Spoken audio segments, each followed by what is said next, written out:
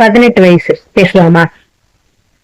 18 வயசுங்கிறது எல்லா அப்பா அம்மாவுக்கும் எல்லா 18 வயசு ஆகிற பொண்ணு பையன் எல்லாருக்குமே ரொம்ப முக்கியமான ஒரு வயசுன்னு நான் நினைக்கிறேன். சில முடிவுகள் தன்னால எடுக்க முடியும் அப்படின்னு நினைக்கிற ஒரு வயசு. நாங்க வளர்ந்துட்டோம், எங்களை நீங்க தடை பண்ணாதீங்க அப்படின்னு நினைக்கிற வயசு. எல்லாம் தான் நான் நினைக்கிறேன். அப்படி இருக்கும்போது நம்ம பிள்ளைகள்கிட்ட சொன்னா கேட்பாங்களா? கேட்க மாட்டாங்க. ஏன்னா அவங்களுக்கு அந்த முடிவெடுக்க கூடிய அந்த ஒரு வயசு கிடையாது. கன்ஃபியூஷன்ல இருப்பாங்க. அப்பா அம்மா சொல்றதுக்கெல்லாம் எடுத்து பேசுவாங்க. நான் சொல்றதா சரின்னு பேசுவாங்க. அப்பா அம்மாவும் அதை புரிஞ்சுக்காம என்ன செய்வாங்க? நான் சொல்றதுதான் கரெக்டு, நீ நான் சொல்றதும் கேட்டாகும் அப்படி பேசுவாங்க. சரியா? அப்படி யோசிச்சு பாருங்க. எல்லாருமே அப்படித்தானே யோசிப்பீங்க.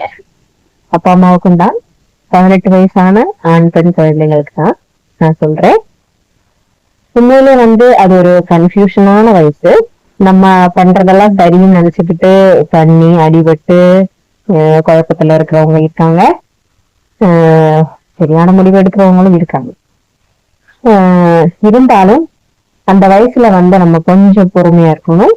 நம்ம கொஞ்சம் பொறுமையா இருந்தாதான் நம்ம லைஃப நம்ம நல்லபடியா கொண்டு போக முடியும். நம்ம 18 வயசுலங்கிறத விட 13-14 வயசுல இருந்தே நம்ம கொஞ்சம் கவனமா இருக்கணும். நம்மளுடைய மாற்றங்கள் வர வயசு அது. எதிர்பாலினம் மேல நமக்கு ஒரு ஈர்ப்பு வர வயசு. அது உண்மையை நினைச்சுக்கிட்டு நம்ம அதுலயே கான்சென்ட்ரேட் பண்ணி படிப்ப விட்டுறது சரி. 18 வயசு ஆனதும் நான் வேலையா கல்யாணம் முடிச்சுக்கணும் அப்படின்னு நினைக்கிற ஒரு வயசு. ஆனா நம்ம எடுக்கிற முடிவு கரெக்டா இல்லையான்னு கூட நமக்கு அந்த வயசுல தெரியாது. ஒரு பெண் குழந்தை அப்படின்னு வச்சுக்கோங்க. பெண் குழந்தையா இருந்தா 18 வயசு, பெண் குழந்தையா இருந்தா 21 வயசு வேணும். அப்ப அப்பா அம்மா சொல்றதெல்லாம் நமக்கு சரியா தோணாது. ஓரளவுக்கு மேல அவங்க நம்மள எதுவுமே பண்ண விட மாட்டேங்கிறாங்க. என்ன ரொம்ப எப்படி சொல்றது, ஸ்ட்ரிக்டா நடந்துக்கிறாங்க, நம்மள அவங்களுக்கு பிடிக்காதோ அப்படின்னு வெளியில ஒரு அன்பு தேட ஆரம்பிச்சிடுறாங்க. அந்த நேரம் அன்பு கொடுத்தாருன்னு வச்சுக்கோங்க, அதுதான் சரி, எங்க அப்பா அம்மாவோட அவர் நல்லா பாத்துக்கிடுவாரு அப்படின்னு சொல்லி நினைக்கிறது. பசங்களுமே அதே மாதிரி எனக்கு பைக் வேணும், போன் வேணும், இந்த மாதிரி எல்லாம் கேட்கும்போது வாங்கி கொடுக்காம இருந்துச்சுன்னா அந்த ஒரு ஸ்டேஜ்ல அதெல்லாமே தப்பா தெரியும். அப்பா அம்மாவோட இன்கம் கூட தெரியாம சில விஷயங்களை கேட்டுருவாங்க பசங்க. அந்த ஒரு 18 வயசு மேலதான் ஆக்சுவலா சொல்ல போனா குழந்தைங்களுக்கு லைசன்ஸ் எடுக்கணும். இப்ப இருக்கிற அப்பா அம்மா பண்ற தப்பு என்னன்னா, வீட்டுல இருக்கிற வண்டியை கையில எடுத்து விட்டுறாங்க. உங்க குழந்தைங்க மேல உங்களுக்கு அக்கறை இருக்குன்னா நீங்க என்ன பண்ணணும் தெரியுமா? முதல்ல 18 வயசுல நல்லா டிரைவிங் கத்துக்கிட்டு அதுக்கப்புறமே லைசன்ஸ் எடுக்கிறதுக்கு அப்புறம் மட்டுமே உங்க குழந்தைங்களுக்கு வண்டி ஓட்ட கொடுங்க. ஏன்னா இந்த காலத்துல வண்டி நிறைய நம்ம தெருவுல கூட ஒரு இடம் கூட விலகி போக முடியாத அளவுக்கு வண்டிகள் இருக்கு. அப்படி இருக்கும்போது நம்ம குழந்தை சேஃப்டியா போய் வந்துருவாங்களா அப்படின்னு யோசிச்சு பாருங்க. லைசன்ஸ் இல்லாம ஓட்டுறது எவ்வளவு ஆபத்துங்கிறது யோசிச்சு பாருங்க. இப்ப கூட சட்டம் கூட வந்திருக்குன்னு நினைக்கிறேன். குழந்தைங்க இந்த மாதிரி லைசன்ஸ் எடுக்காம சின்ன பசங்க வண்டி ஓட்டிட்டு போய் ஏதாவது ஆக்சிடென்ட் ஆச்சுன்னா அப்பா அம்மா மேல ஆக்ஷன் எடுக்கக்கூடும் அப்படின்னு சொல்லிக்கிட்டு இருந்தாங்க. நீங்க அதை யோசிச்சு பாத்துக்கோங்க. இந்த குழந்தைங்களோட நலம் எதுன்றது உங்க கையில இருக்கு. குழந்தைங்க உங்ககிட்ட ஏதாவது ஒரு விஷயம் ஷேர் பண்ண அளவுக்கு நீங்க அந்த பிள்ளைகளுக்கு ஒரு ஸ்பேஸ கொடுங்க. ஏன்னா அவங்க நிறைய விஷயங்களை மனசுல வச்சுக்கிட்டு உங்ககிட்ட சொல்லவும் முடியாம மத்தவங்ககிட்ட ஷேர் பண்ண முடியாம இருப்பாங்க. அந்த சமயத்துல நீங்க ஒரு ஸ்பேஸ் கொடுத்தோம்னா, ஸ்கூல்ல இருந்து வர டைம் ஆகட்டும், ஸ்கூலுக்கு போற டைம் ஆகட்டும், ஏதாவது ஸ்கூல்ல நடந்த விஷயத்த பத்தி பேச வரும்போது எனக்கு இப்ப டைம் இல்லை, நான் வேலை பார்த்துக்கிட்டு இருக்கேன், இல்லாட்டினா அப்பாவா இருக்கட்டும் அம்மாவா இருக்கட்டும், நான் ஆபீஸ்ல ரொம்ப டென்ஷனா வந்திருக்கேன் அதனால எனக்கு நேரம் இல்லப்போ அந்த மாதிரி பேசாதீங்க. கொஞ்சம் நேரம் குழந்தைங்களுக்காக ஒதுக்குங்க. அப்பதான் வந்து குழந்தைங்க வந்து மனசுல ஏதாவது ஒரு விஷயம் இருந்துச்சுன்னா உங்ககிட்ட ஷேர் பண்ணுவாங்க. இல்லாட்டின்னா வெளியில போய் ஷேர் பண்ண ஆரம்பிச்சிருவாங்க. அதாவது ஒரு தப்பான விஷயத்துல போய் மாட்டிக்கிட்டா என்ன பண்ண முடியும் சொல்லுங்க? நிறைய வீடுகளில நடக்கும் ஒரு விஷயம் இது. நம்ம அப்பா அம்மா கிட்ட சொல்ல முடியல அப்படின்னு ஃப்ரெண்டுகள்கிட்ட ஷேர் பண்ணுவாங்க. சில சமயம் ஃப்ரெண்டுகள்கிட்ட ஒரு சொல்யூஷன் கிடைக்கலன்னா இன்னொரு வந்து இன்னொரு ரிலேஷன்ஷிப் அந்த மாதிரி கூட போய் கூட ஷேர் பண்ணுவாங்க.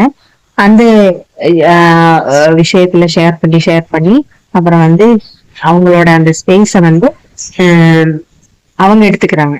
எடுத்து அங்க ஷேர் பண்ண ஆரம்பிச்ச உடனே அப்பா அம்மா மறந்துடுவாங்க. குழந்தைங்களோட வாழ்க்கை அதுக்கப்புறம் என்ன ஆகுதுன்னு பார்த்துக்கோங்க. இப்போ குழந்தைங்களுக்கான விஷயம். குழந்தைங்க வந்து ஷேர் பண்ண முடியலையே அப்படின்னு சொல்லி இன்னொரு இடத்துல ஷேர் பண்ணும்போது உங்களுக்கு வர பிரச்சனைகளை யோசிச்சுக்கோங்க. நீங்க உங்க மனசுல வச்சிருக்கிற விஷயம் வந்து ஒருவேளை உங்களோட பர்சனலா இருக்கலாம். அந்த பர்சனலை வந்து இன்னொரு நபர்கிட்ட ஷேர் பண்ணும்போது என்ன ஆகுது, அந்த இடத்துல அந்த ரகசியம் உடையப்படுது. அது வந்து வெளியாளு 3வது ஆளுகிட்ட ஷேர் பண்றதை விட அப்பா அம்மா கிட்ட ஷேர் பண்றது எவ்வளவு சேஃப்டின்னு உங்களுக்கு தெரியும்ல. அவங்க வந்து பக்குவமா பார்த்து அதுக்கான சொல்யூஷனை கண்டுபிடிச்சிருப்பாங்க. ஏன்னா அவங்க உங்களோட அப்பா அம்மா. என் பிள்ளைக்கு என்ன பண்ணணும் ஏது பண்ணணுங்கிறது அவங்களுக்கு நல்லாவே தெரியும். அந்த மாதிரி கண்டிப்பா வந்து நீங்க ஏதாவது ஒரு விஷயத்த வந்து தப்பான விஷயத்துல தெரியாம போய் மாட்டிக்கிறதா இருக்கட்டும், ஏதோ ஒரு விஷயம். இப்ப காலத்துல நிறைய ஃப்ரீடம் இருக்குன்னு தான் நான் நினைக்கிறேன். குழந்தைங்களுக்கு கொஞ்சம் அதிகமாயிடுச்சோ ஃப்ரீடம் தான் தோணுது. ஏன்னா டீச்சர்ஸ கூட எதிர்த்து பேசுற அளவுக்கு, அப்பா அம்மாவை கூட எதிர்த்து பேசுறதுக்கு தைரியம் வந்துடுச்சு. அந்த மாதிரி குழந்தைங்க நிறைய பாக்குறோம் அந்த நாட்டுல. இருந்தாலும் உங்களால ஷேர் பண்ண முடியலன்னு நினைக்காதீங்க. கண்டிப்பா உங்க அப்பா அம்மா உங்களுக்காக ஒரு டைம் கொடுப்பாங்க, கண்டிப்பா கொடுப்பாங்க. அப்படி இல்லையா நீங்க கேட்டுறணும், அப்பா எனக்கு ஒரு விஷயம் உங்ககிட்ட பேசணும் அப்படின்னு கேளுங்க. இல்லாட்டினா அம்மாட்ட கேளுங்க, அம்மா எனக்கு ஒரு விஷயம் ஷேர் பண்ணானோ பெண்ணோ, பெண் குழந்தையா இருந்தாலும் சரி பெண் குழந்தையா இருந்தாலும் கண்டிப்பா நீங்க ஒரு விஷயம் பேசணும்னு சொன்னோம்னா கண்டிப்பா வந்து அவங்க அந்த கைத்த ஒதுக்கி என்ன சொல்ல வந்தப்பா அப்படின்னு கேட்பாங்க. அதனால எந்த விஷயமா இருந்தாலும் முதல்ல உங்க அப்பா அம்மா கிட்ட ஷேர் பண்ணதுக்கு அப்புறம் நீங்க வெளியில ஷேர் பண்ணுங்க.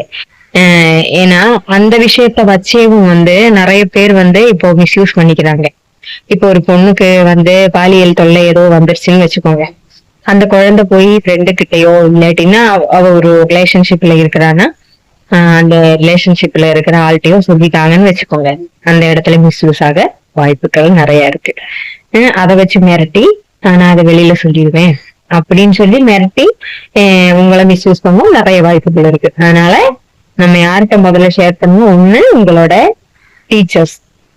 டீச்சர்ஸ்னா நம்பிக்கையான டீச்சர்ஸ் கிட்ட ஷேர் பண்ணுங்க.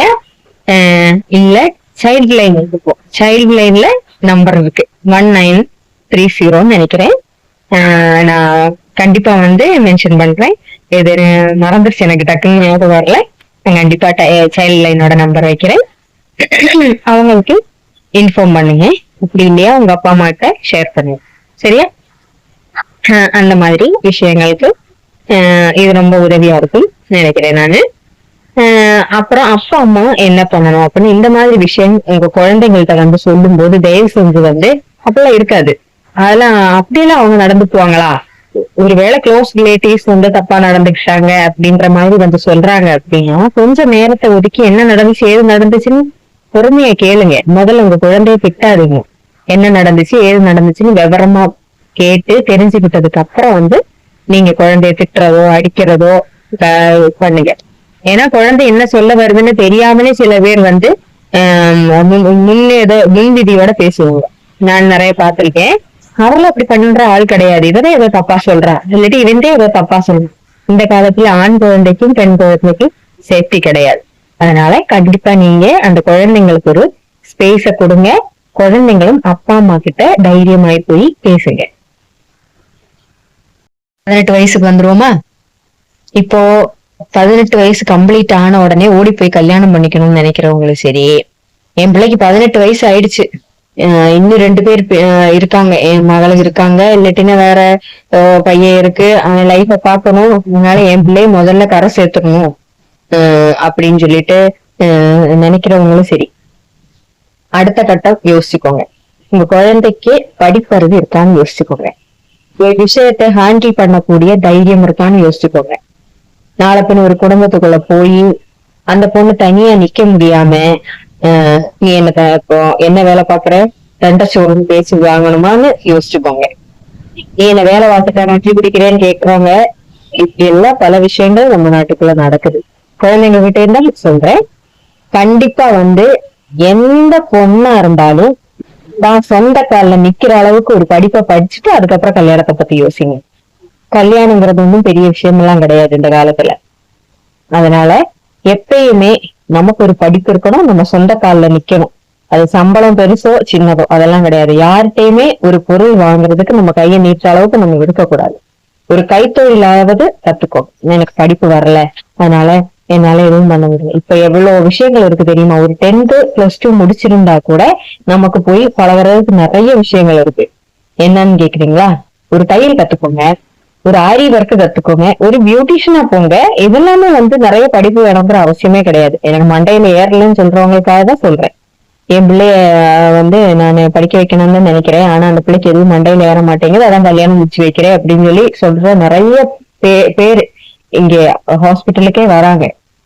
அப்பெல்லாம் ஒவ்வொரு தடவையும் நான் கேட்கிற கேள்வி இதுதான், உங்க பொண்ணுக்கு 18 வயசு தான் ஆகுது, இல்லாட்டினா 17 வயசு தான் ஆகுது. இனிமே நம்ம சமூகத்துல நடக்குது. 17 வயசு 16 வயசு பிள்ளை எல்லாம் கல்யாணம் முடிச்சு கொடுத்துக்கிட்டு தான் இருக்காங்க. அந்த பொண்ணோட உடம்பு எந்த மாதிரி ஒரு மெச்சூரிட்டி இருக்குன்றது கூட தெரியாம சின்ன பிள்ளையிலே கல்யாணம் முடிச்சு கொடுத்து பல சிச்சுவேஷனுக்குள்ள ஆளாகுறாங்க. ஒரு குழந்தைய பெத்துக்கக்கூடிய அளவுக்குள்ள ஒரு ஸ்ட்ரென்த் இல்லாத நிறைய பிள்ளைங்க குழந்தைய பெத்துக்கிட்டு அவதிப்படுறாங்க. ஏன் உயிரே கூட போயிருக்காங்க. குழந்தைய காப்பாற்ற முடியாம போயிருக்காங்க. அதெல்லாமே கர்ப்ப காத்துறதுக்கு கர்ப்பப்பைக்கு கொஞ்சம் கூட பலன் இல்லாம உடம்பு பலகீனமாயி ரத்தம் இல்லாம சரியா சாப்பிடாம எல்லாம் குழந்தைங்க குழந்தைங்கன்னு சொல்லணும், 18 வயசு குழந்தைங்கன்னு தான் சொல்லணும். அவங்க பெத்துக்கிட்டு அந்த குழந்தைய வச்சு கஷ்டப்பட்டுக்கிட்டு எவ்வளவு பிள்ளைங்க கஷ்டப்படுறாங்க தெரியுமா? எவ்வளவு சொன்னாலும் கேட்க மாட்டாங்க. எத்தனை பிள்ளைகளுக்கு அந்த வயசுல அபோர்ஷன் ஆகி பிரச்சனையில வராங்க தெரியுமா? இதெல்லாம் யோசிச்சுட்டு உங்க பிள்ளைகளுக்கு 18 வயசுலயே கல்யாணம் முடிச்சு வைங்க. 18 வயசுல கல்யாணம் முடிச்சு வச்சாத்தே பிள்ளைங்க நல்லபடியா இருக்குன்னு எல்லாம் கிடையாது. அவங்களுக்கு அந்த வயசுல என்ன பேசணும், எப்படி போய் ஒரு வீட்டுல வாழணும், எப்படி ஹேண்டில் பண்ணணும், என்னென்ன சமாளிக்கணும்னு கூட தெரியாது. ஏன் சொல்ல போனா சமையல் கூட தெரியாத பிள்ளைங்க இருக்கு. அங்க போய் பேச்சு வாங்கிக்கிட்டு உனக்கெல்லாம் அவங்க வீட்டுல அவங்க அம்மா ஒன்னும் சொல்லி தரலையான்னு பேச்சு வாங்கிக்கிட்டு என்னென்னமோ பிள்ளைய சமாளிக்க வேண்டியது இருக்கு. அவங்களுக்கு ஒரு படிப்பறிவை கொடுத்துட்டீங்க அப்படின்னா எல்லா விஷயத்தை பத்தியுமே அந்த பிள்ளைகளுக்கு ஒரு அறிவு இருக்கும், சமாளிக்க தெரியும். ஒரு வேலை இருந்துச்சுன்னா அவங்க எவ்வளவு கஷ்டப்பட்டாலும், இப்போ கல்யாணம் முடிச்சிருக்கிற ஆளுக்கு வேலை இல்லாம போனாலோ அல்லது சம்பளம் கம்மியா இருந்தாலும் இந்த பொண்ணு கை கொடுக்க முடியும். தாராளமா கை கொடுத்து நானும் உங்களுக்கு ஹெல்ப் பண்றேன் அப்படின்ற மாதிரி சொல்ற அளவுக்கு உங்க பிள்ளைகளை நீங்க வளர்த்து விடுங்க. அந்த மாதிரி தனியா தன் சொந்த கால்ல நின்னு மத்தவங்க கிட்ட எதிர்பார்க்காம, சப்போஸ் ஒரு சூழல்ல குழந்தைக்கு ஹஸ்பண்டே இல்லாம போயிடுதுன்னு வச்சுக்கோங்க, எப்படி சமாளிப்பா? நீங்க வருஷம் பூரா கூட இருப்பீங்களா? எப்படி சமாளிப்பாங்க? அவங்களுக்கு ஒரு வேலை வேணாமா? எதுவுமே இல்லாம நீங்க வாட்டுக்கு திடீர்னு பிள்ளைகளை கொண்டு போய் 18 வயசுல கல்யாணம் முடிச்சு வைக்கணும்ன்றீங்க. எப்படி அவங்க சமாளிப்பாங்க? நீங்க அதெல்லாம் யோசிச்சுக்கோங்க. தாராளமா உங்க பிள்ளையதான், உங்க பிள்ளைய எங்கேயும் போக மாட்டாங்க, சொல்லி கொடுங்க. நல்லது கெட்டது சொல்லி கொடுங்க, நல்லா படிச்சு வாங்கன்னு சொல்லுங்க. நல்ல விதமா சொன்னா கேட்காத எந்த குழந்தையும் கிடையாது. நம்ம ஒரு நேரத்தை ஒதுக்கணும். அப்பா அம்மா பிள்ளைகளுக்காக ஒரு நேரத்தை ஒதுக்கணும். எல்லாருமே பிஸியா தான் இருக்கீங்க, வேலைக்கு போறீங்க செய்யறீங்க, அதனால டைம் இல்ல. இப்ப அப்பா அம்மாக்கள் பெரும்பாலும் பேரில் எல்லாம் வேலைக்கு போகத்தான் செய்றீங்க தெரியுது. இருந்தாலும் அந்த குழந்தைங்களுக்காக ஒரு 10 நிமிஷம், ஒரு 5 நிமிஷம் கொடுக்க முடியாதா? கண்டிப்பா உங்க பிள்ளைகளை பக்கத்துல உட்கார வச்சு பேசுங்க. உங்களுக்கு ஏதாவது ஸ்கூல்ல ஏதாவது பிரச்சனை இருக்கா, நடந்து வர்ற ரோட்ல ஏதாவது பிரச்சனை இருக்கா, இதெல்லாம் நீங்க கேட்டு தெரிஞ்சுக்கிட்டு பிள்ளைகளுக்கு ஏத்த மாதிரி நீங்க உங்க பிள்ளைகளை செதுக்குங்க. நல்லா பிள்ளைகளை சின்ன பிள்ளையில இருந்து செதுக்குனாதான் அந்த பிள்ளைய பிரச்சனைகளை சமாளிக்க கத்துக்குவாங்க. முதல்ல நம்ம வீட்டுல இருந்தே அந்த விஷயத்த சொல்லி கொடுத்தாதான் ஸ்கூல்ல போயுமே அந்த பிள்ளையை சீக்கிரமா கத்துக்குருவாங்க. டீச்சர் சொல்லி கொடுக்கறதையும் புரிஞ்சுக்குவாங்க. எல்லாருமே நல்ல விதமா வாழணும்னு நான் ஆசைப்படுறேன். 18 வயசு குழந்தைங்க இன்னைக்கு இருக்கிற சூழல்ல ஓடி போய் கல்யாணம் பண்ணிக்கிறாங்க. அப்புறம் ஒரு பிள்ளை ஆயிடுது, சில சமயங்கள் விட்டு ஓடிடுறோம். அதுக்கப்புறம் ஒரு குழந்தைய தனியா தவிச்சு நிக்கிறவங்க, படிப்பறிவு இல்லாததுனால வேலைக்கு போக முடியாம, இந்த மாதிரி எல்லாம் நிறைய இருக்கு. அதனால இந்த காலகட்டத்துல ஒரு படிப்புங்கிறது ரொம்ப முக்கியம். நம்ம தனியா கடைசியில போகும்போது கூட உங்க கையில சொந்தமா இருக்கிறது உங்களோட படிப்பு மட்டும்தான். படிப்பறிவை எப்படியாவது சம்பாதிச்சுக்கோங்க. வேற எதுவும் இல்லாட்டினாலும் எப்படியாவது படிக்க பாருங்க. இப்ப கவர்மெண்ட்ல நிறைய விஷயங்கள் நமக்கு சலுகைகள் எல்லாம் கிடைக்குது. அதனால தயவு செஞ்சு ஒரு +2 படிச்சுக்கோங்க. நன்றி.